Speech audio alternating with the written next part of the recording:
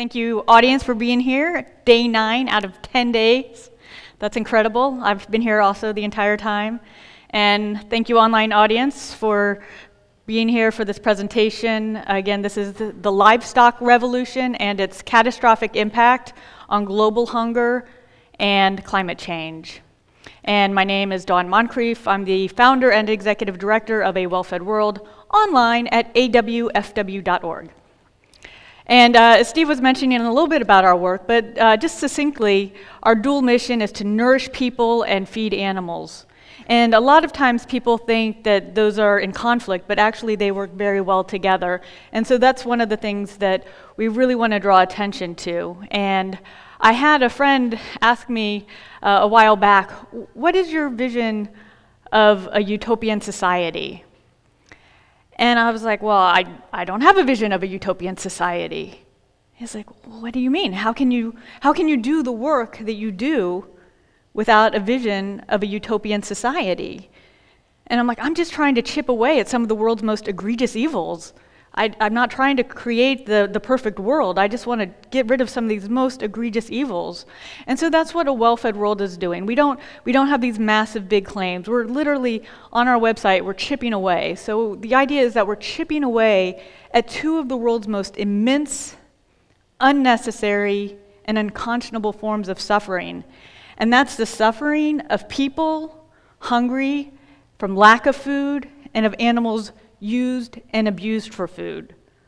So that's really what I want to focus on, and I want to focus on the immense part. So just to take a minute and really understand not only that it's unnecessary, and because it's unnecessary, it's unconscionable, but we're going to focus on the immense section, and just because I'm very excited to have 90 minutes, I never get 90 minutes. Usually it's an hour at most, and so I was very excited. I get 90 minutes. I don't have to do an hour presentation on hunger and then an hour presentation on climate. These are very interconnected, and I can take some time to bring those together. Unfortunately, I did put it all together and it ran over 90 minutes, so I still had to cut some really great stuff. But this is exciting because we do get to go into more of the connections than I usually get to go into. So with that, let's see. So just to put it simply, we're going to start off a little bit slow. So when I say meat, I just want to be clear that this is just a shorthand for all animal-derived food products. So when I say meat, unless I'm specifying otherwise, that's beef, that's chicken, that's cows and pigs and birds. I don't want to call them beef, sorry. So it's cows and pigs, chickens and turkeys. Most of the presentation is going to focus on land animals because that's my specialty, but it also it includes aquatic animals. My numbers don't usually include aquatic animals. But so fish are meat too. It includes dairy, it includes eggs. So this is the livestock industry. And I don't really like that word, livestock industry, but I do like it because it brings home just how nasty it is in a lot of ways. So meat has a very direct impact on hunger. We're going to talk about that quite a bit. Also climate, we're going to get into the meat and climate issues. Also, of course, meat affects animals. And as an organization, we do a lot of focus on the humane myth around that. We have a website called humanefacts.org, working on factory farming, but also showing why humane labeling is really more of a deception than it is a help. But we're not going to get into that. The climate, of course, it affects animals. We're destroying ecosystems, so it's not necessarily the animals that I'm working on, which are farmed animals, but it's destroying ecosystems, so we're wiping out tons of animals that many we don't even know who they are. And then climate affects hunger because this is going to be destroying, undermining crop yields. There's some really just devastating research out there about the crop yields and the hunger that's going to be happening, not just with the big things that we hear about in the news. We hear about the storms and the floods and the droughts and what that's doing, but also the incremental climate change that is going to be just pushing crop yields outside of their normal capacity. So I'm not going to focus on those. I just want to give a tip of the hat and acknowledge that they exist, and that's why it's important. This is what we're going to talk about. So we do have a lot, and we do have a lot of numbers, but I'm going to keep it simple, so I don't want to scare you off with numbers. And again, this is also going to be for a mixed audience. We discussed that a little bit last night, that I want to keep it simple for those of you in the audience and online who this is the first time or early exposure to some of the concepts, while also bringing in some goodies for people who have been working on the issues and want a little bit more nuance and want some more information. So we're gonna get both of those things. So I'm gonna be talking about global hunger. This is where we're gonna start. And again, from last night, I said I wanted to label this the truth about numbers. So this conference is called The Real Truth About Health, and this presentation is also the real truth about numbers and people. When we're talking about global hunger, we'll be talking a little bit about who is hungry. Then we're going to get into the crux of it, is how meat exacerbates hunger. So there's a lot of confusion around that, and so I'm going to break that down simple. And I just also want to be clear right from the start, it's not a panacea. So reducing meat consumption on a global level must be part of the agenda. That's part of a well-fed world's mission, is to get reduced meat consumption on the agenda of food policymakers. But it's even if I could wave my magic wand and make it vegan overnight, it's not going to get rid of hunger, but it needs to be part of the solution. But there is also tangible impacts to reducing meat on global hunger, and so that's what I'm also going to spell out, because I think there's a lot of either misunderstanding or you just don't know. You just have a vague idea. Well, I've heard it affects hunger. Consumption and population. This is one of the things that really I think we specialize in more than anybody else that I've seen. If I'm wrong, let me know, because I want to read their work. But we're going to talk about consumption and population. So when we're talking about global hunger, especially future numbers, there's a lot of focus on population. I'm going to show some of that population information, but also compare and contrast it to the disparities in consumption, and why, if we're going to talk about population, it has to be balanced with consumption patterns and the level of consumption. So if you want to be fair, if you want to be effective, not do the blame game without taking also personal responsibility, consumption and population need to be discussed together. We'll also talk about meat's impact on climate. I think the audience, for sure, I already know you know a lot about meat's impact on climate, but I do have some goodies. Like I said, I'm going to do some basics, but for the audience and the people online who already think they know, and I'm sure you do, I do have some goodies in here, so maybe there's some good new stuff in that. The Livestock Revolution is also one of the things we specialize in. So sometimes you'll hear the term, sometimes you won't, but this is one of the things that actually got me into this field in the first place. When I was in grad school, back in the late 90s, this report came out from the International Food Policy Research Institute called Livestock to 2020. They coined the term Livestock Revolution to talk about this massive global increase in meat consumption happening over the next few decades, and what are we going to do about it? And so I'm going to talk about the Livestock Revolution, why it's a meat crisis, why this global trend is happening, what we can do about it. And then I am going to end on a positive note, which is the U.S. action and why it's critical, talking about the power and policies of the U.S. and tipping points a little bit. So making sure you understand, like, there is something that we can do, but we need the political will. It needs to happen. It needs to happen fast. So starting off with global hunger. For those of you who follow global hunger, there were Millennium Development Goals that were set in 2000, claiming that this was great, because it finally, world hunger is really, it's taken a priority, and their goals were really ambitious. So in 2000, they said by 2015, we're going to halve the number of the world's hungry. And they set that number from the 1990 level, and that they were going to halve the proportion of the world's extreme poverty and hunger. You'll see at the bottom, this just says poverty, but extreme poverty and hunger, we're going to halve it. I was like, that's kind of, I don't get, that. How could that happen? That's not going to happen. But they claim it did. As you can read, they say extreme poverty rates have been cut by more than half since 1990. Woo!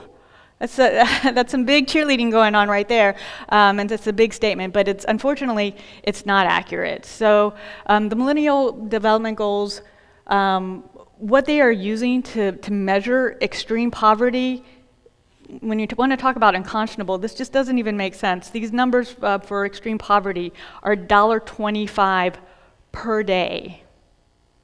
per day. And so you might think, well, that's not going to get you much in the US, but if you're in a low-income country, if you go to Ethiopia, that $1.25 is going to get you a lot more.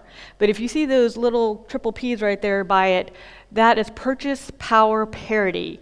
And so what that means is that is a standardizing term so that it's the same for each country. So it's what the equivalent would be in each country in their currency.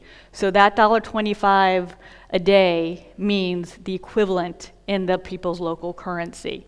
And they've just recently, after claiming success, have raised it to $1.90 a day, but because the dollar has weakened, it actually has not affected numbers that much. But even at $1.90, less than $2 a day is what they're measuring when they're saying this. They also said the number, that meme, they just say it, right? Like, oh, we cut it in half. That sounds global. That sounds like it happened to every country. But as you can see, it's 72 out of 129 countries. Not everybody. Some countries did, based on 1990 numbers, which they also pushed back. It was 1996 originally, and then they pushed it back so they'd have a better starting point. And also, so anything in orange, if you can distinguish the orange from the brown, those are my ads. So they just said 72 countries have achieved the Millennium Development Target of having proportion of chronically undernourished. So proportion is the other keyword you want to focus on. That's not absolute numbers. So with the growing population, you can actually have the absolute numbers of people who are in extreme poverty, who are very hungry, who are hungry to the point of death. That number can be rising, but if your population is rising at a faster rate, your proportion is lowering. So this is some of the stuff I want to just draw attention to, is the numbers and how they can be manipulated so that you are being a little more clear, not just falling for the hype. If this is something you care about, then just to be able to look a little more close at what's going on. Also, that chronically undernourished is key, because that means you have to be undercalorie, malnourished for at least a full year. And a lot of people make that mark, but a lot of people suffer extreme food crises that happen in the short term for months at a time, but then maybe they get some calories and then maybe they don't. Maybe, it's cyclical, but they are still suffering over time in an extreme way. So that's very important to the numbers. Chronically undernourished is another way they underestimate the number.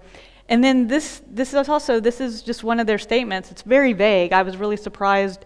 They usually will talk about undernourishment, malnourishment, very clinical. There's chronically hungry. So there's things like that that are technical terms that we might miss. But just to say hungry people, that's very vague. Lots of people are hungry who don't get to get counted. Also with the numbers of $1.90, if people just go just over $2, they don't get counted. So at this number, we have 795 million people currently. That's the current number from the UN FAO. 795 million people counted as hungry. So what I want to say, and one of the things I want to point out with this presentation in particular is why numbers will vary so much, because I know there's a lot of confusion. People ask me about, like, even among like-minded people, numbers will vary. Why are your numbers different from other people's numbers? And you're talking about the same thing. You're on the same side. It's one thing if you're on different sides. Of course, our numbers are going to be different from industry numbers because they're trying to be conservative and we're trying to raise awareness. But even among like-minded advocates and researchers, you'll see different numbers. And part of it is how things are being counted. So if you see somebody using the 840 million, 842 million, that's just last year's number. Now it's 795 million, but you'll see other people using 1.3 billion. Well, how can it be 1.3 billion? I thought it was 795. You're inflating your numbers. It just depends on who is. There's a tendency, I know I want to do it also, is to use the conservative number so that you're taking more seriously and people don't come at you. But then I also want to take time to say, no, this number is conservative, and here's another way that they're cheating. So if you see, let's start with the bottom line. The bottom line, this was the original way they were calculating the numbers, and towards the end of the Millennium Development Goals, as they were reaching their timeline and not making their mark, they changed the way they did their calculations. And then boom, all of a sudden, they were able to do it. So this was the original measure. And you can see it makes sense because in around 2008, 2009, we had that huge spike. Everybody knows we had the food crisis, 2008, 2009, and yet the new calculations still have us on the decline. And you see it's coming in around 842 million. If you hear that number, that's because those are 2012 numbers. And then it keeps declining to the now 795 million. But so that's one way they cheated. And there's Francis Moore Lepay has a great paper on counting hunger and why it matters that goes into the details about that more. And this is another huge way they cheat. This is hunger level by activity. They are basing their numbers on sedentary activity. I don't even know how they can get away with that. So if they were to base their calculations on normal activity levels, normal caloric need, look how that number jumps. Now you're at 1.3 billion. I don't know how they get away with it. And many of the world's poorest of the poor are rural people. So they are out there working in the fields, just trying to survive. It's very arduous labor. And if you were going to count that, that number skyrockets even more. So that's just one of these ways that these numbers are conservative. And we want to talk about the face of poverty just very quickly. It's very gendered. It's very skewed racially and ethnically. So when we're using $2.50, so if we go from 190, if we go to $2.50, about 3 billion people, about half the world's population. I know the world's population is now about 7 billion, but really it's about half the world's population is really living in this extreme hunger, around $2.50 a day, $3 a day. So these numbers, again, they can vary a little bit, but this chart's pretty close. If we take the number, we go to $10 a day. $10 a day, remember this is purchase power parity. That number goes to 80% of the world's population. So there's only 20% of the world's population that is living really in a way that's even similar at all to what we can think about, because we can't imagine living on $10 a day. And that's not just food. Let me just be really clear, that's not just food. That's shelter, medical, clothing, and food. And then the final chart is the 1.3 billion, so absolute poverty. And they say 70% for women. The UN uses 60%, but again, you know, how they count matters. So 60 or 70%, either way, it's awful. I have been told not to give people too many numbers and too many graphs, so I'm going to break it up. I just went to Ethiopia to visit the Ethiopian School Lunch Program by our partners, the International Fund for Africa. So I wanted to show you some pictures. These are some of the girls in the program, and you can see that it's really interesting. Like even in these dire circumstances, children will still have a joy to them, which is really fascinating. And they're playful, and they love the camera. And we got to take pictures, and we played some soccer. And in the back is one of the school administrators, and then one of the people from the International Fund for Africa, you know, with the work. But you can also see like that's pretty shabby in there. So that's a really nice photo, makes you feel good. This is just the other side of that room. So this brings in a little bit more what were the conditions. So they're excited to get their picture taken. They are children and have fun, but it's very dire. And these are the lucky kids. So this school has 2,000 children, and our program only helps the 100 most in need because that's all they can handle capacity-wise, and we're still building the program. So a lot of these children are orphans or they're homeless. For some, this is the only meal they're getting in a day. And I had somebody say, wow, you're saving lives. And I was like, we don't frame it that way because, again, I try not to overstate, but certainly we are extending life, and we're enabling the children to be able to learn more and live a healthier, more productive life. And if this is the only meal they're getting for some of them, it is life-saving, at least in the longer term, if not immediately. This is outside. They spend a lot of time outside. There's, again, 2,000 students. They don't have the capacity to have them all inside learning. This is their playground. They did have a soccer ball, though. I don't have that photo. They did have a soccer ball. And so back to the topic a little bit more. When we're talking about who's hungry, women and children suffer the most. So when there's scarcity because of gender biases, because of women being valued less, women are expected to sacrifice more. If there is scarcity, women eat last and eat less. And I want to be clear that eating less is not just eating less calories, but eating less for your own body's needs, so less nourishment. And children are dying at the rate of 3 million a year from hunger and hunger-related causes. 3 million a year. And it's really hard to even wrap our heads around what 3 million a year means. But this is where Dr. Openlander and our numbers do match on this, because if you were watching his presentation, he said more than 350 per hour. And that's what that is. 3 million a year is about 350 children dying every hour, 24 hours a day. This has been going on for decades. Again, I started my research in grad school in the late 90s. Those numbers were very similar. So it's a crisis, but we don't hear about it. And if you include adults in that figure, it's more than 9 million dying every year. That's about 1,000 per hour. That number will ebb and flow, but sometimes it's 20,000, sometimes it's 24,000, but about 1,000 an hour dying every day of hunger and hunger-related causes. Think about all the attention we get if there's a plane crash or an attack, a terrorist attack of some sort. Of course, there should be a lot of attention to it. A school shooting, all these things, they're horrible. They should get media attention. But this is not getting media attention. It's not getting news because it's not new. And just back to this little sweetie here. So she's past 5. So most of the children dying, that number is for children under 5. That's a pretty key critical point. Surviving past 5 gives you a lot better chance of survival. But I just want to bring home that it's not just numbers. Like she's a key person who's at risk. And the other girls, the other boys, like these are the children who are at risk when we're talking about those numbers. So the hungriest countries, this is the 10 hungriest countries. I'm not going to name them all, but just let me tell you that 7 out of 10 of them are in Africa, and then one of them is Haiti. Haiti is number 10. And this is what it looks like on a map. So usually I like to have the map where I can point to it, but it's a little off. But you can see the concentration of hunger is in Africa. Absolute number-wise, Asia has more people who are hungry, with India and China, because you have such greater populations. You have China coming up on 1.4 billion, India coming up on 1.3 billion.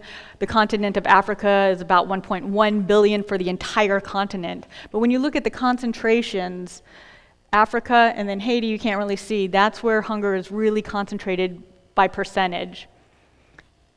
And I also want to make a quick point. I used a really simple map here to bring this point home. But just because you see the other countries in the lighter colors, I'm going to use the next slide actually to make this point. This one includes hidden hunger. So this is the more accurate one to, and not just hidden hunger, but those numbers that aren't going to count earlier that I mentioned. So the point I want to make is that the US looks like we're in very good shape, and we are relative to the world.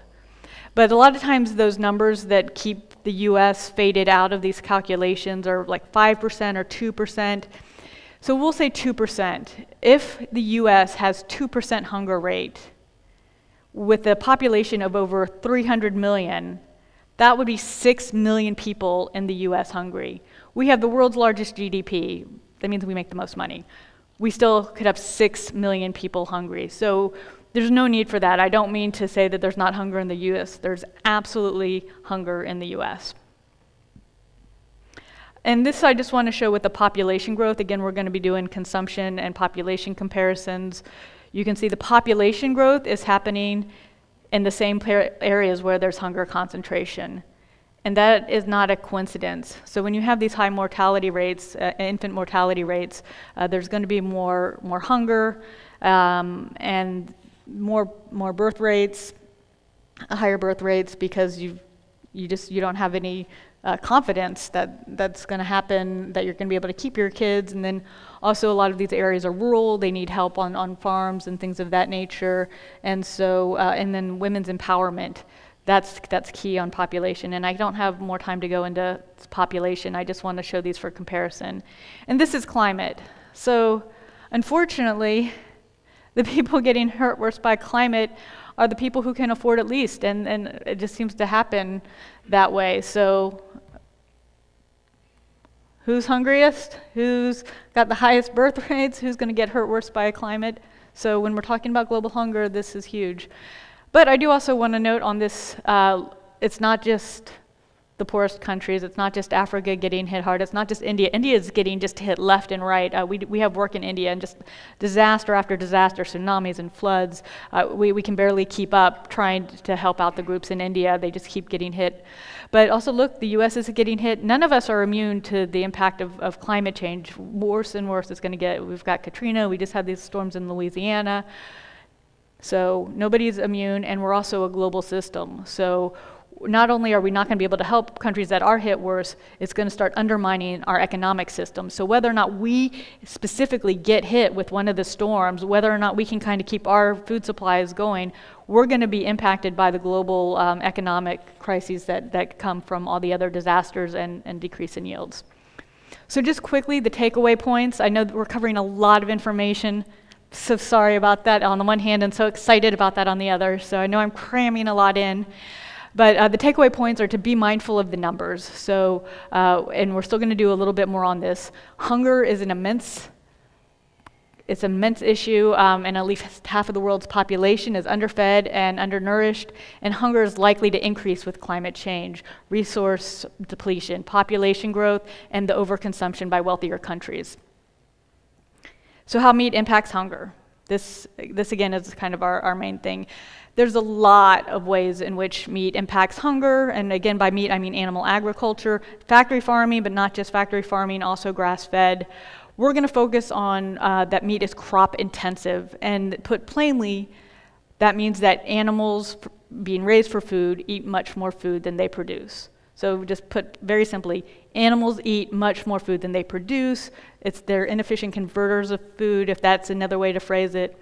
And this is feed conversion ratios. So I'm super interested in this. We did a lot of research. These are not my numbers. These are Václav Smil's numbers, and he's a well-known researcher. And I'll keep this up here so you can take photos, because I love this chart. And it's also online at AWFW.org. There's a whole section on feed conversion ratios. But one of the things that this breaks down is the number game. So I'm going to take my time here just for a second, because this is so important.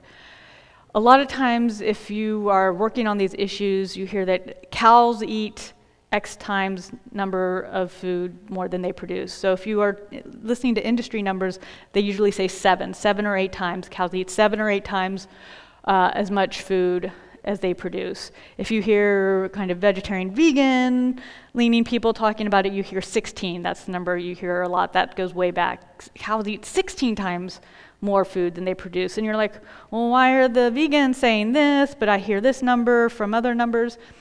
And one of the main reasons is because we're not comparing the same things. So the industry compares live weight.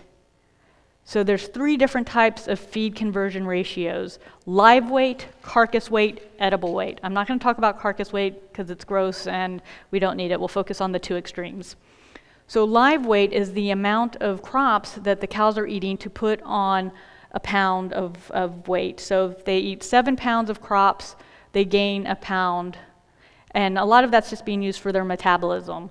And the reason they can do that is because they're just growing them up and getting them as big as they can, as quick as they can, and then shipping them off to slaughter. So you would think as an adult, I can eat 7 pounds and I don't gain a pound. Well, maybe you do. But anyway, there's steadying points. But when you're growing a cow, they're going to go ship them off to slaughter once they hit their weight. So they say 7 pounds of crops to make a pound of cow. But that's the live weight. So I apologize. I'm going to get a little gross here for a second. Once you have that cow, you have to take out their bones, you have to take out their blood, you've got to cut them into pieces, package them into pieces, get rid of the pieces that people aren't going to eat. And once you do that, you lose a lot of that. And that's where you get these higher numbers. And this feed conversion ratio, I don't know if you can follow me. The far end is live weight ratio. So Václav is saying it's 10. And then the second line is 25. So you hear 16, that's still conservative. That's what I'm trying to say. Even among the advocates, we're still using conservative numbers. So he says it's 25 to 1. That means cows eat 25 pounds of crops to make a pound of burger. You can see with pigs, that number is over 9 pounds to 1 pound. So pigs are eating 9 pounds of crops to produce a pound of pig meat. And chickens are eating 4.5 times. You'll see 2.5 times is what he's using for live weight. And that's a lot of times what you hear is 2 to 1. Chickens are celebrated as very efficient as 2 to 1. I'm not going to go into the second two categories. You can see them, but the premise of it is that we're not just talking calories, we're also talking protein. It's protein inefficient too. It's not just calories. You're not just trading up these calories for protein calories. It's protein inefficient as well. And to give you an idea of the scope, is that more than 1/3 of the world's global crops are fed to livestock inefficiently. Less than 9% are for biofuels. I'm going to talk about biofuels for a second, but just to give you a size of scale, people are really upset about biofuels, but it's nothing compared to livestock feed. Got your picture? Okay. All right, so if I had my magic wand, I wish I had the magic wand, but I don't. But come on. Oh. Okay, biofuels.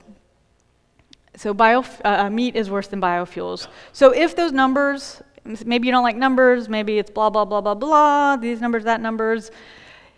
If you understand that biofuels are a threat to hunger, if you care about biofuels' threat to hunger, then you can just use that as your baseline to say, well, if I care about biofuels, I care about livestock production.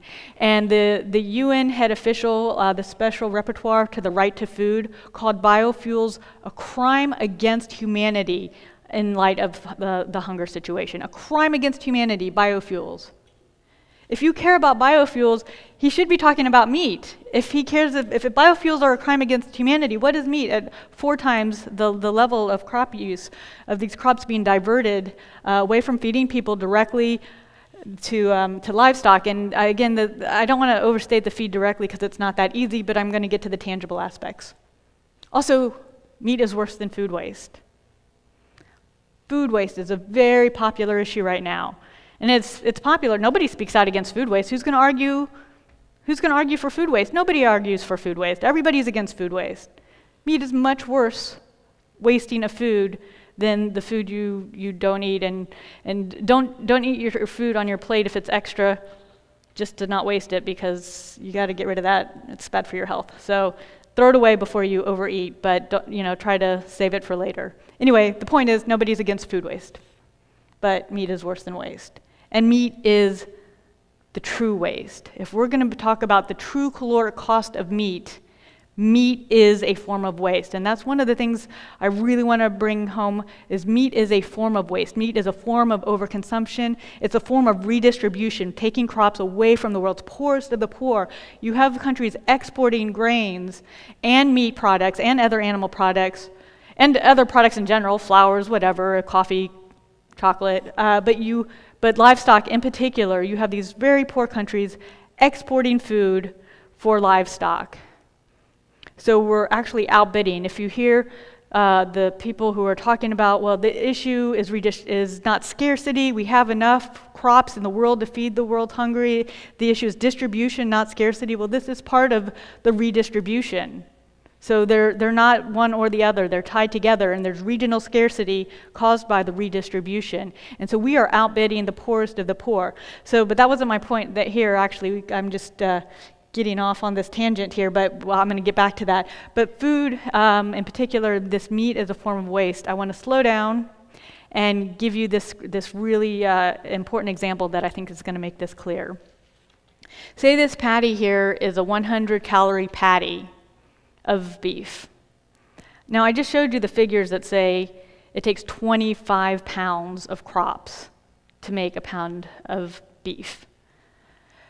I'll even go conservative. So when all the meats are combined together, the official numbers are a lot of times 10 to 1, when they combine them all together. And again, these are going to be conservative, but let's just say it's a 10 to 1 ratio. So we'll go very conservative, not go 25, that cows eat 10 times more food than they produce.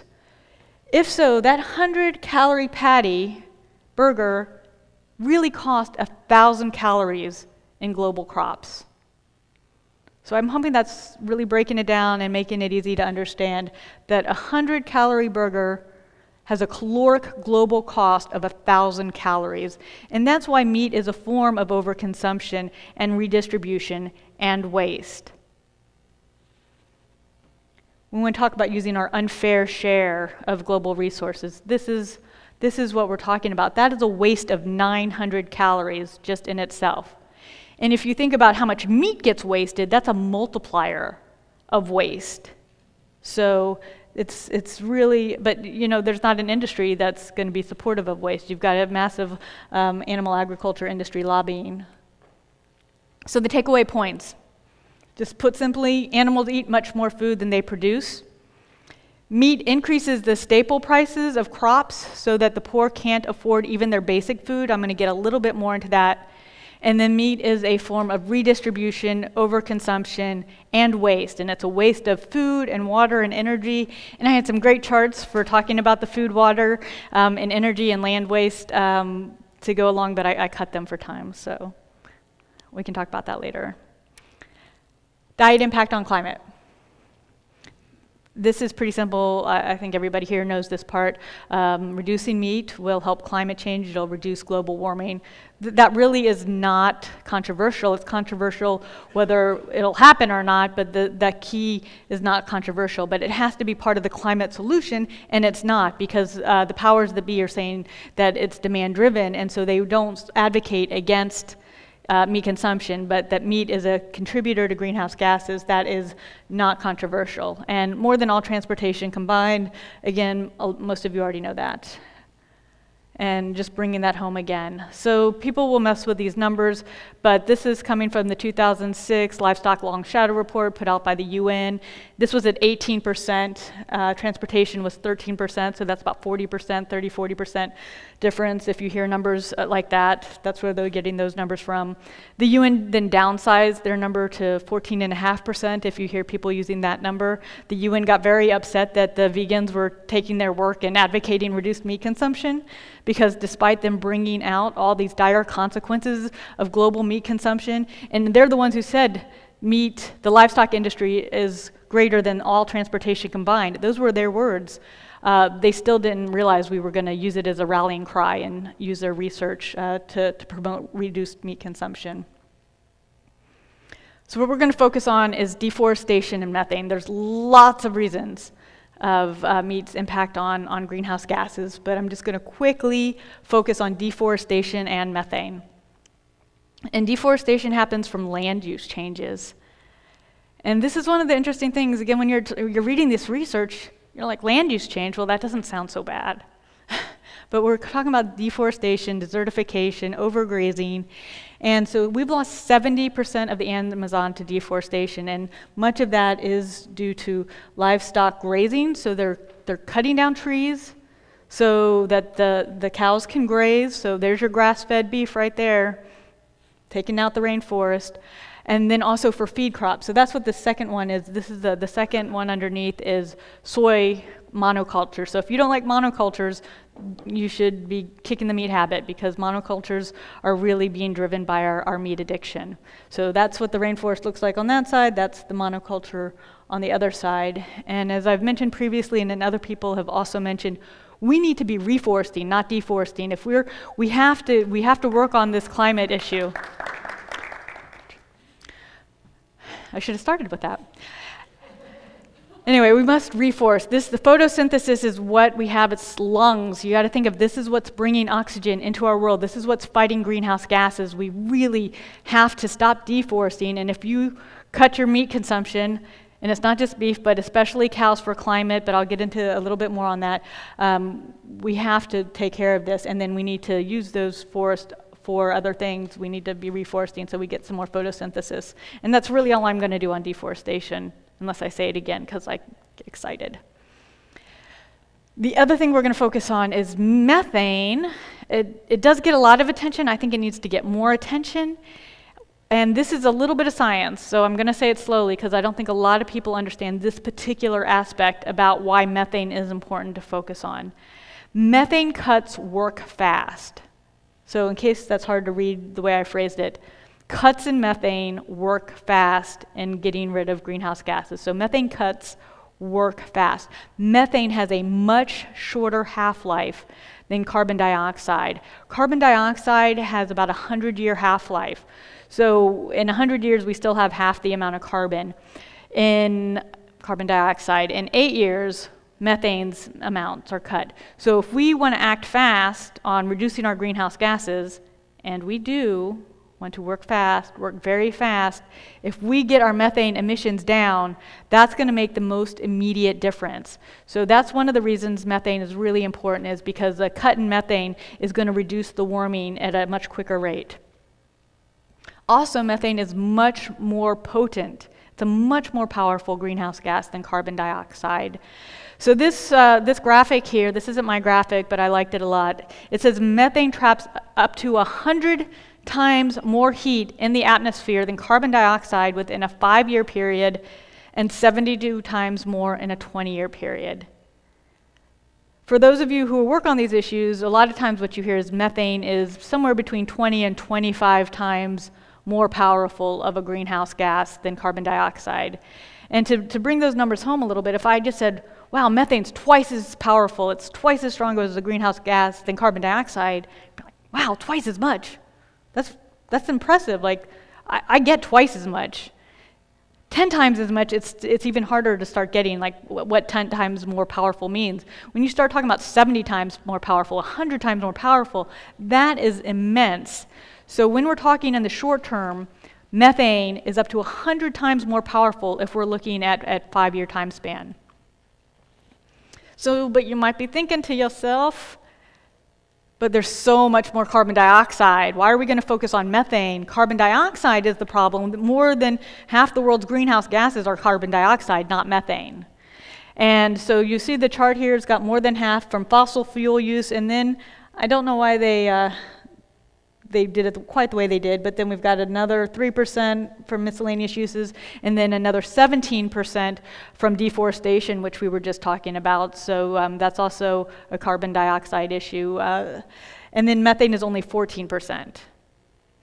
So we have about 5 times more carbon dioxide molecules in the atmosphere than methane, but methane is, in the short term, 100 times more powerful.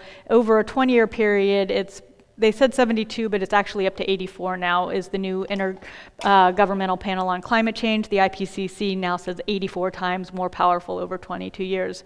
So even though there's only 20% as much methane, it's 100 times more powerful or 84 times more powerful, whichever number you want, it's a lot more powerful. So that's why we gotta care about that. Now, not all that methane is from livestock, but a lot of that carbon dioxide is from livestock because it's so energy intensive. You've got the transportation, you've got the slaughter processes, and things of that nature. Also, most of that nitrous oxide is from livestock, and nitrous oxide is 300 times more powerful than carbon dioxide. And so this is just one more chart, I promise. This is a breakdown of the methane sources. So the fermentation that you see here, that's from the animals. Oh man, that's what we're looking at right here. And then also manure management. So that's the gas. So, and it's mostly from their mouth, despite what jokes people like to make. So this is, I was excited when I first found this. This is from the Environmental Defense Fund. They got their number right, 84 times more powerful. This is over the 20 years. That's the newest figure. They really get it. They've got this big banner. Then they've got this protest out there with the big banner there too, and all these people talking about climate action now. But if you look on their website, it's all about electricity. They don't mention diet change.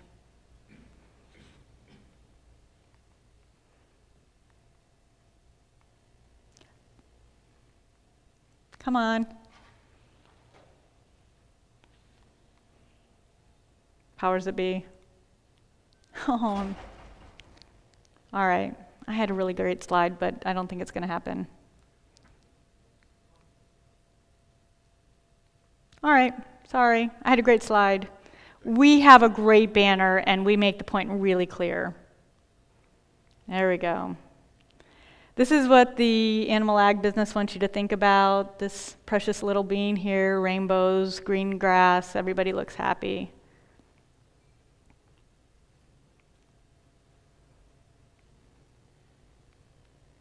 Okay, I might have to go manual if this clicker doesn't work. Grass-fed. I just want to make the point really clear here that grass-fed is being promoted as the eco-friendly way to be able to have your meat and eat it too, and it is not. From a climate perspective, it is worse than factory farmed meat. And so I'm really skittish to say that because I don't want to promote factory farming. From an animal perspective, it's much better to be grass-fed than to be confined. So for the cow's sake, I would rather them be grass-fed. I would rather them be grass-fed and then never slaughtered for meat, but this is better for the animals. But from a climate perspective, the amount of methane that they will emit is 3 to 4 times higher than if they're factory farmed. If they're being fed corn and soy and grains that are not their natural food, then their methane emissions are less. If they're eating their natural foods of grass, they emit much more methane just naturally. So that's why grass-fed is not eco-friendly. Also, I'm sorry, vegetarians, cheese, number 3 greenhouse gas emitter. And that's because, again, you have cows who are creating dairy.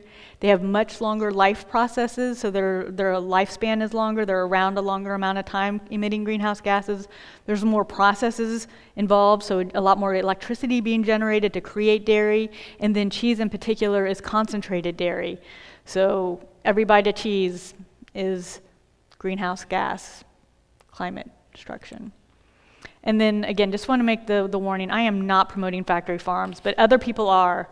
Other people are using the climate issue to promote factory farming. They're using food security to promote factory farming instead of promoting plant-based diets for food security. And the reason why they're doing that is they're saying there's less land involved, there's fewer emissions, factory farming is more efficient, but they're not talking about the energy-intensive nature of factory farms. And when we were looking at those massive amounts of crops being used and cycled through animals, that's for factory farm. And factory farm is about 98–99% of the US meat is from factory farms. And then globally, that is increasingly the method being used to meet global meat demand. Also, just a point of interest for people who are a little more advanced on this, if you're working on these issues, this is a really interesting point, is that once you're dealing with factory farmed animals, that the amount of greenhouse gas emissions is pretty much the same. It's basically the same by weight.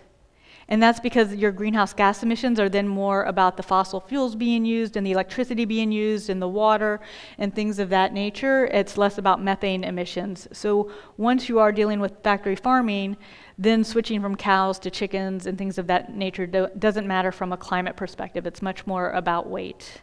I mean, it's by weight, so they're about the same. And then just really briefly, a lot of you know about the 2009 rebuttal to the UN's 2006 Livestock Long Shadow Report. This is from World Watch Magazine, Robert Goodland and Jeff Onhang. They take their numbers, they use their own numbers, the UN's own numbers, and they basically just look closely at them and rework them and say, here's what was miscounted, here was what was left out, here's these problems. And so just to keep it simple, one of the things is the focus on change. And I'll talk a little bit more about that a little bit later, but when you focus on change, you're not focusing about all the harm already being done. So if you talk about the change in deforestation, you're not talking about all the deforestation that's happened already, you're just talking about the change, which is much smaller a lot of times than the deforestation already in place. It omits major aspects of deforestation. So they account Amazon deforestation, but they leave out Argentina. How do you leave out Argentina? They use numbers that are more conservative than their own numbers, which I don't have listed here, but that's true. They also omit all the aquatic animals. They don't count aquatic animals at all. And then again, they use a 100-year time frame. And that's been standard for a while. This focus now on shifting to a 20-year time frame is relatively new, and it's good news. But those figures at 18% are using the 100-year time frame. So you can see by those numbers with the methane, where I talked about now it's 84 times more powerful over a 20-year time frame. That's how you're getting these big jumps in numbers. They also include respiration, which is a little controversial. If you know some of the science, there's an idea that respiration is just part of the natural cycle, but it's not part of the natural cycle when you have 70 billion animals. It might be part of a natural cycle when you have a few animals in proportion to the land, but when you're talking about these massive concentration of animals on these small amounts of land, the respiration matters, and that's higher science, so I don't know who understands that, but I'm just putting it out there. And here, again, are the quick takeaway points. So I know I'm covering a lot, but livestock are a top greenhouse gas emitter, more than all transportation combined, but again, whether it's 18% or 14% or 51%, it's a lot, and it's something we can do. It doesn't compete with other efforts, so it's something that we can do as individuals and we can advocate for, and so I would say it's the top, but even if you don't believe it's the top, it's at least a top. Vegan is the best way to go. Oh, all right. Just keep cursing. Vegan is the best way to go as an individual action and as advocacy. It's the best thing I've ever done personally. I'm so excited to be able to work on these issues. That includes eggs and dairy, and grass-fed are problems too. As I mentioned, if you care about the animal issue, if you're vegetarian and you're vegetarian for animals, then really look at dairy and eggs. They are worse. They are worse than eating the animals directly. If you're thinking about cutting back and you're not vegetarian or vegan, I'll be controversial. Start there. Let go of dairy and eggs first. Eat your cow. Even though cows are going to emit to climate change and wipe us all out, but it's up to you. And then again, it doesn't compete with other efforts. So we do debate sometimes, oh, what's worse, transportation or livestock industry? But it doesn't really matter, except just as a debate and where to focus energy. But at an individual level, it doesn't compete. You can do both. You can work on both. It's a tool. It complements it. All right, this is some of my most exciting stuff. We don't have a whole lot of time, but we've got enough time. So the livestock revolution is something in particular, and this is what really motivated me to get into this field. Again, in the late 90s, this is when this concept was coined by the International Food Policy Research Institute and their Livestock to 2020 report. There's screaming about, oh, sound the alarm, sound the alarm. We've got this massive meat crisis, this massive global consumption of meat happening. What are we going to do? It's going to have all these negative environmental consequences and food security consequences. And here's what the livestock revolution is, something very in particular. And what it is it's increasing meat consumption, particularly among emerging economies, and that's lower and middle income countries that are becoming better off financially. And pretty much is a consistent trend when poor countries get more money, they start eating more animal products, and that's a pretty consistent trend. So you've got about half the world's population, even though I showed you about half the world's population is hungry, as they get a little bit better off, they eat more animal products. And then you've got the relatively high birth rates. So you've got a large population base with relatively high birth rates eating more resource-intensive animal products. And again, that focus is on low and middle income countries, and that's why I'm going to talk about the blame game a little bit. This is showing you population growth, and this is the blue is developing countries. I don't really like these words, but that's the words they're using, and that's words commonly used. The blue is developing countries, and red is developed countries. So that's basically the high income countries are in the blue, and the lower and middle income countries, the high income countries are in the red, and the lower middle income countries are in the blue. So you can see, why it's easy to blame, if you're going to use a chart like this, these lower and middle income countries having all these babies and causing all these problems, but they don't talk about the consumption in the high income countries, which is much greater. This is another chart. I don't think this is quite to scale, but it still gives you an idea about the population growth, which is in blue, and meat consumption, which is in red. So you can see where the 2000 to 2050, from 1950 to 2050, it's quite high. It's continuing to be high between 20,000 and 2050, but then meat consumption is skyrocketing. Again, I feel like this chart's not quite to scale, but it does show the basic idea around it. And we talked a little bit yesterday. I told you I was going to talk about China, and this is really important. Again, I'll slow it down a little bit. I know I start going through these concepts quickly, but there's a lot of focus on China and the problems that China is causing with their rapid increases in meat consumption. And when you look at this chart, it does look pretty bad. So around 1990, China matched the US, and now they have skyrocketed past the US, and they currently eat about twice as much meat as the US. And we just talked about some of the devastating impacts of meat consumption on the environment, on global resources, on global food security. But here's another look at that chart. It's not that chart, it's a different chart, but it's the same idea, except now China's at the bottom, and the US is at the top. And that's because this chart talks about per capita consumption. So the other one was aggregate, which is total, the total for the country. This one is per person. So we have no moral authority to talk to China and tell China they're hurting the world's crop prices and causing food insecurity and hurting the environment, because we still eat twice as much meat per person as China. China's population is 4 times greater than ours. That's why they're eating twice as much meat. But we are eating twice as much meat per person. And I'm going to show... Oh, no, don't look, don't look, don't look, don't look.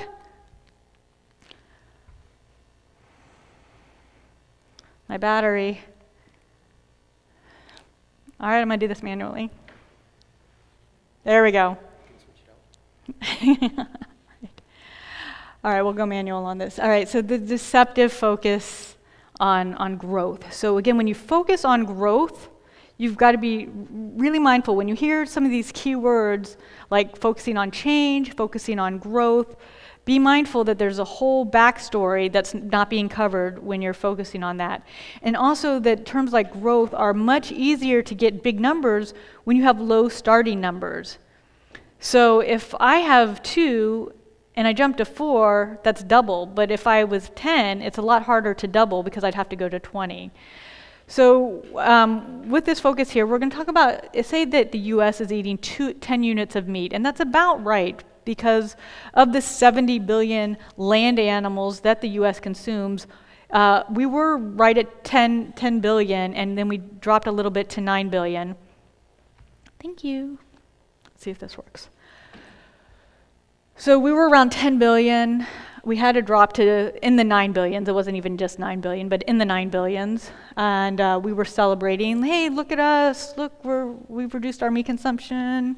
Very proud of ourselves. And at the same time scolding China for doubling their meat consumption, but they had really low meat consumption. It was mostly a side dish or a condiment or just a few people within the population who could afford it. So their meat consumption at the national level was pretty low. They have been working as a national policy to increase meat consumption, but they have doubled, and we were all upset about it, but them doubling it only brings it to 4 units.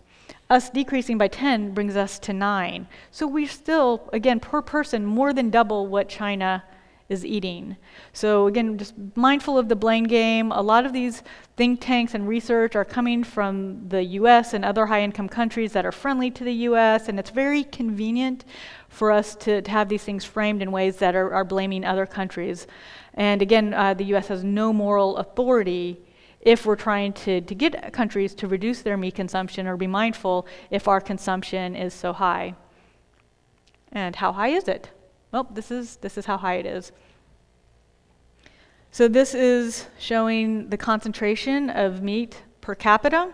And as you can see, the US is right up there, Australia is right up there, Europe, some areas in South America, Africa, one of the lowest meat consumers in the world. India, the lowest meat consumer in the world. But again, India's got about 1.3 billion people, coming up on 1.3 billion, and they are increasing their meat consumption. And one of the things, so if you think China has a unit of 2, if India has a unit of 1, it doesn't take much for India's meat consumption to double, triple, quadruple. It's really easy to do. Meat consumption is on the incline. In India, it's considered modern. So in the US, where young people are more likely to become vegan, In India, young people are more likely to eat meat because it's associated with modern and coolness and power and things like that. So it does make a big difference, but who are we to tell India not to eat so much meat? This is another way, so I just got a couple charts just showing meat disparities in different ways. High-income countries are in red, low-income countries are in blue. That green is the average. This is the top 10 per capita meat countries in the world. And let me just tell you how mad I am that Luxembourg is at the top, because it's ruining my talking point. I want to be up here and I was like, the US eats more meat than all the world. We're the number one. We're number one. We eat more meat than everybody in the world. And this is from The Economist, and they put Luxembourg at the top. Luxembourg is not the world's largest meat eater. You might not even know what Luxembourg is. You might think it's a city in Germany, but it's not. It's its own little tiny country that is near Germany and France and Belgium. And they have a lot of commuters from those countries coming in and working and eating. And so all of Luxembourg's numbers are always skewed. Their smoking numbers, anything consumption, their soda, meat. They do not eat more meat than the US. We are number one. Sometimes Australia might beat us, but it's a competition between Australia and the United States. But in this case, we are number one, and you can see India is last, and China's in the middle. So again, as we're blaming China, look how low they are relative to the US. This is the number of land animals killed for food. Again, like I said, we want to talk about numbers a little bit. I'm not going to stay focused too much here, but we are exceeding 70 billion. When I first started this work in the late 90s, around 2000, we were at 50 billion land animals killed per year for food. And I thought, we can't double. There's no way. We don't have the resources. But we are on track for that. So 70 billion land animals, just over 9 billion, starting to push back up on 10 billion in the US. And if we break that down, because I work with the numbers and I can't get my head around the numbers, it's 1 million per hour. And that's where I wanted to contrast that with the number of humans dying per hour of hunger and hunger-related causes, is that we have 1,000 people dying and 1 million animals dying every hour in our broken food system. And this is unnecessary. It'd be different if it's like, well, we have to. We don't have to eat meat. We don't have to have animal products. These animals do not need to be dying. And these people do not need to be dying. Again, veganism will not cure world hunger, but it's a contributor. So that's why I have this slide here, just to bring in some of the numbers. This is another one showing some of the meat growth. Again, in 2000, it was about 50 billion animals, and that was 225,000 metric tons. This is showing our increase. You see I specifically labeled 2015 numbers because that's about when those statistics last came out. We don't have 2016 yet. Just over 70 billion, and the prediction is to go to 450,000 metric tons.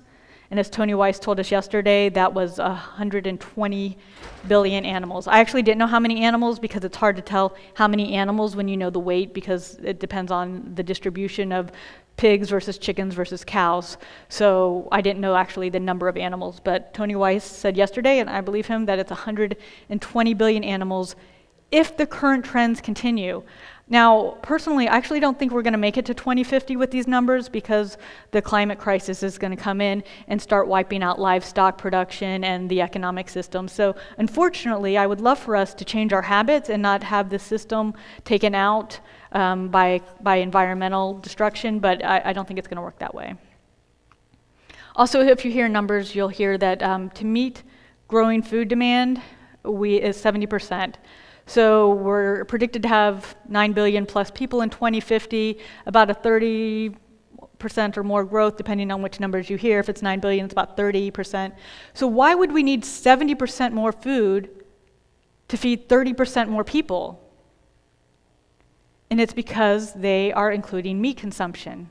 So we need to grow 70% more crops, because a lot of those crops are going to be going into meat consumption. And if you're wondering how is meat consumption happening and hunger's happening at the same time, it's because of the increasing disparities. So one of the things I didn't mention earlier, because like I said, we're moving a little fast through these slides, is that in the areas where hunger has declined, That's not even. So a lot of countries in Asia have had a decline in global hunger, and so that they're over that mark. But in sub-Saharan Africa in particular, there was an increase in hunger. So what you're having is more disparities, and that's why there's increasing meat consumption, but still increasing hunger, and that's just going to continue to get worse. And if anything I'm going to credit for what I am doing today, this is from that report that I've mentioned a couple times. And one of the big focus they had was that meat is demand-driven. And it was really, weird to see this report going on and on about the livestock revolution and all the problems it was going to cause. And then they had this one particular quote that says, "It is unwise to think that the livestock revolution will somehow go away in response to moral suasion by well-meaning development partners." I was like, wait, that's me. But I'm really struck by this. They act as if demand is a given. Demand is not a given. It's a social construct. Our pricing system, our subsidy systems are all creating this demand. So they act like that demand is just given because people want more meat as they have more money. But why is that, and how are we supporting that? And instead, let's be shifting those policies and those subsidies to counteract that demand, not just take it as a given. So what the leadership response wants to do is they're saying, okay, we have this growing population eating more meat. We need to have 70% more crops. How are we going to do that? And so their choice is to increase yield, and they want to do that with technology, fertilizers, the new green revolution, factory farming, getting more efficiencies in their meat production by being able to grow animals bigger and faster. And then they also want to do that by controlling demand. And instead of controlling demand by swapping meat and diet choices, they want to focus on population control. And there's all kinds of problems with population control. I wish I could get into some of the history around that. But first off, I have the target here in particular because if you're talking about population control, you're looking to look at Africa and Asia is where they're pointing the finger at because that's where the high birth rates are happening. Again, a lot of racial and ethnic biases and where the focus is. And then again, also gender biases because when you're talking about population control, you're talking about controlling women's bodies. And if you're concerned about population control, you need to give women access to power and to schooling and to birth control and things of that nature to give them control over their body and cultural control as well. So if you want to reduce birth rates, those are the types of things you need to do. But that's not the kind of stuff they really talk about. But they ignore meat consumption. The most common sense thing that they should be talking about is reducing meat consumption, and that's what they ignore. That's the easiest. It's easier to get people to stop eating meat than to try to have people who are not even in your own country to stop having babies. It's easier than trying to pull some magic wand with the technology. Eat less meat, eat no meat. Less cheese, less eggs. So again, we're a vegan organization. AWFW World is a vegan organization. That's what we want. My cheerleader. My mom's over there. You're the cheerleader. Hi, Mom. But you got to focus on the meat consumption now. Oh, vegan. We're a vegan organization. But we do support incremental change as a way to be accessible because we want people, if we get mass incremental change, it's going to make a difference and help make it easier for other people. So, we do support that, but we want you to go as far as you can. So we talk about minimizing meat consumption, ideally eliminating. So the more you do, the better. So don't be scared off. Don't think it's all or nothing, but do work your way towards it if you can. And so that was my response to that. That's me. It's a selfie. I was really mad at that report, but it is literally what inspired me to do this work because I was planning to work at the World Bank and work on poverty issues. And when I started reading these research reports that were not even addressing diet change in the U.S. and other high-income countries, I knew I would just be a cog in the wheel. And so then I shifted my focus to being an advocate on meat consumption in particular and its impact on hunger. And there were very few people at the time doing it. There's still very few people doing it, but it's getting a little more attention.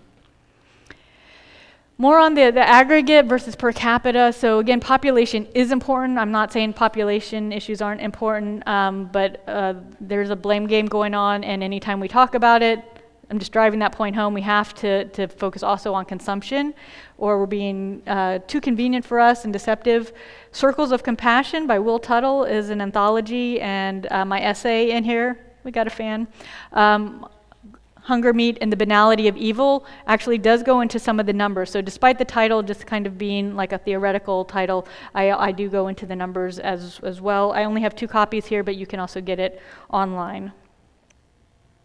The takeaway points: meat is going to double over 50 years. Again, you'll have different numbers. Sometimes people say meat is going to double, and what, from now till 2050? So sometimes they say over 20 years. So anyway, the numbers I've seen are from 20 to 2050.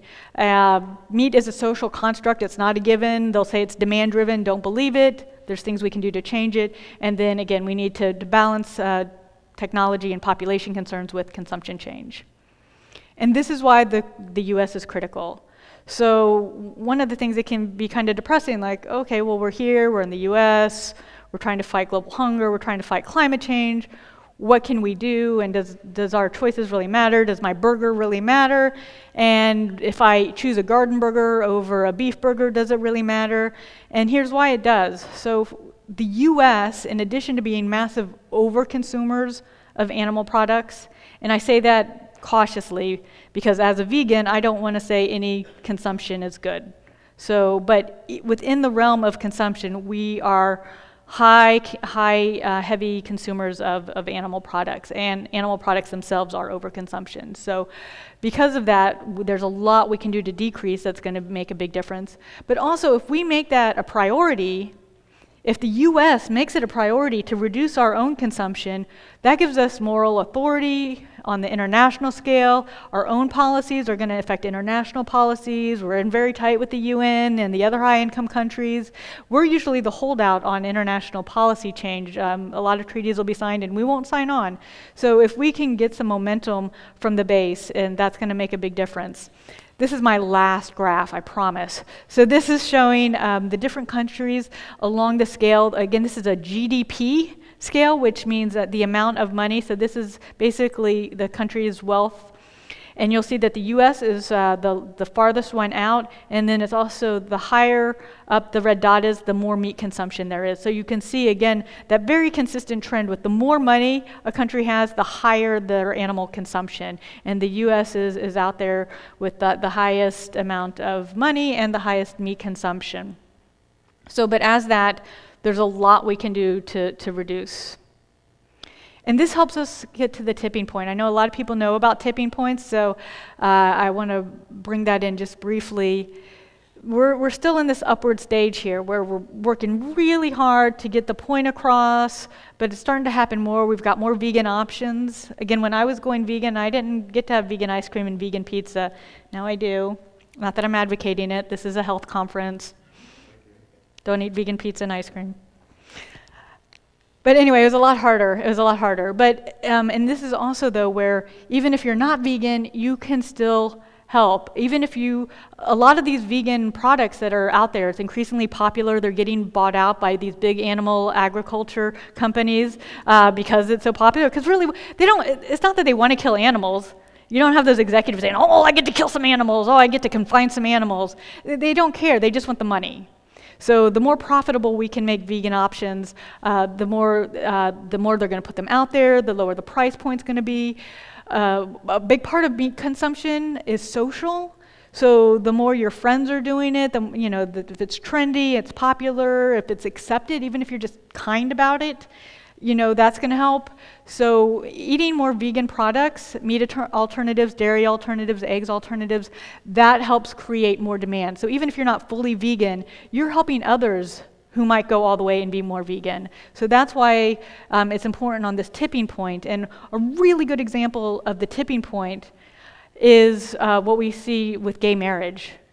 So just think, a few years back, gay marriage was not even on the table. And whether you're happy or not happy about that, I don't know. But certainly you can see that at some point, it just became the new value that it should be okay. And then boom, now we have it. And it doesn't mean all the work's done. There's still work to be done, but it's a really good example of how social change can be boom, boom, boom, slow, slow, slow, and then boom, you hit the tipping point and it becomes a lot easier and faster. And if we can just even get value shifts, it's not going to make meat disappear, but it's going to make it a lot easier to reverse some of those trends. And again, we're very pragmatic. We're talking about like reversing the trends, slowing the trends. It's not my magic wand making a vegan world. I know, it's under the table.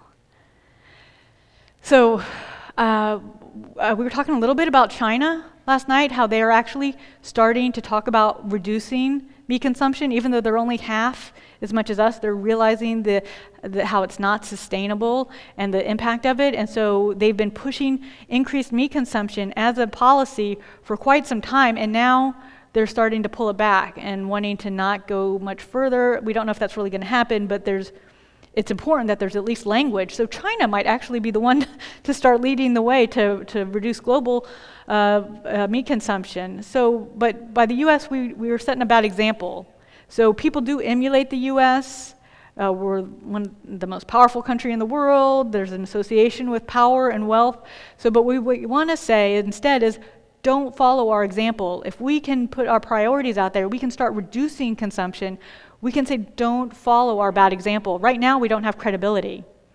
We lack credibility because we're such over-consumers, we're such high consumers, but we lack credibility, but what we can say is don't follow our bad example. Don't follow our health mistakes.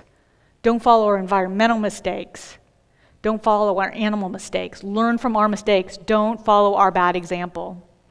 And instead, what we must do then is reframe meat. Again, don't have my magic wand, it's not going to disappear, but if we reframe it from celebrated to shunned, that can make a huge difference. And with this, I'll bring in the smoking example, right? So smoking used to be fine. You'll hear this example a lot, but smoking, doctors did it, you were allowed to do it inside, it was cool, but now it's not. It's still around.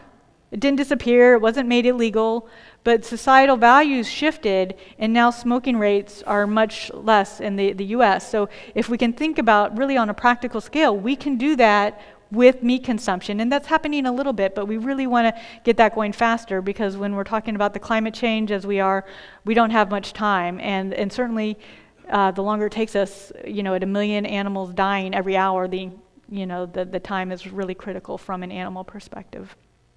So from celebrated to shunned. And the way we do this is by embracing vegan food and farming. Yay! And farming also, we do focus on veganic farming because there's a lot of misconceptions that you need manure to raise food, and you don't. It's pretty gross.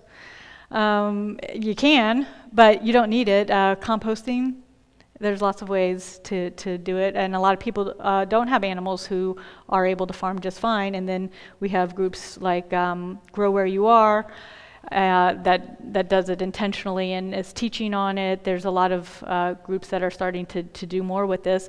And this is Giovanna Cook. That's one of our shirts she's wearing, the Vegan Food Partners for Africa. She just got back from Kenya with a program that we supported her going there for a month, bringing her 4-year-old Sabali with her.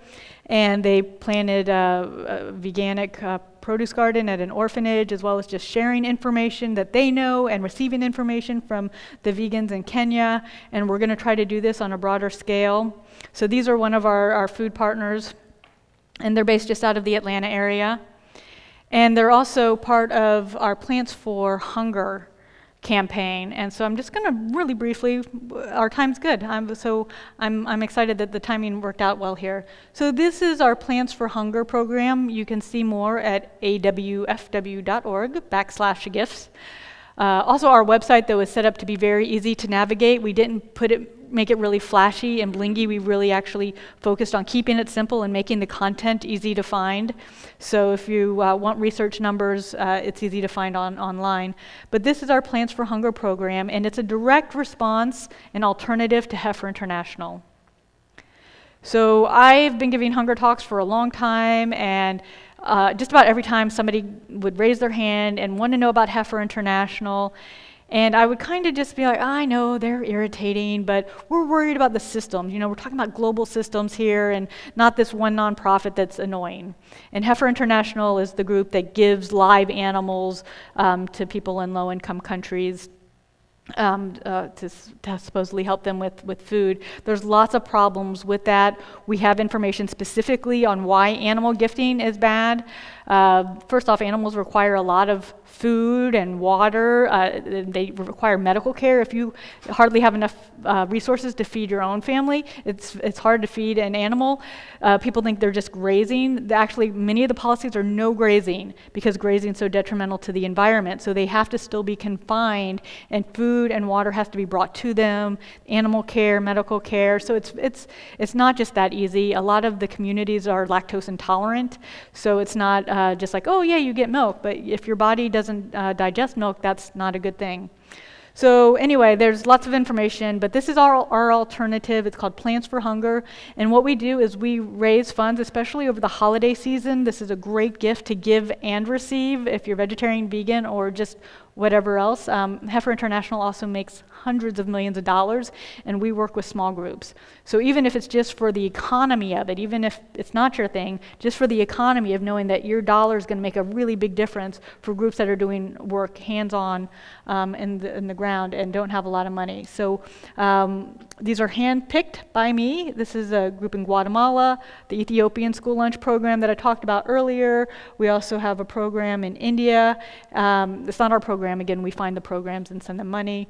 And then the community food gardens in the US is Giovanna and Grow Where You Are, who I just mentioned earlier. So all the money we receive, we send out 100% no fees to those groups directly. And sometimes we even do a matching when we can. So I'm really excited about that program, providing an alternative so that you don't have to support meat programs in general, which any kind of feeding program, if it's not specified, is a meat program. So you're sacrificing animals to feed people when you don't need to, or specifically sending live animals to other countries. And so that's it. Again, I'm Dawn Moncrief, A Well-Fed World. Thank you.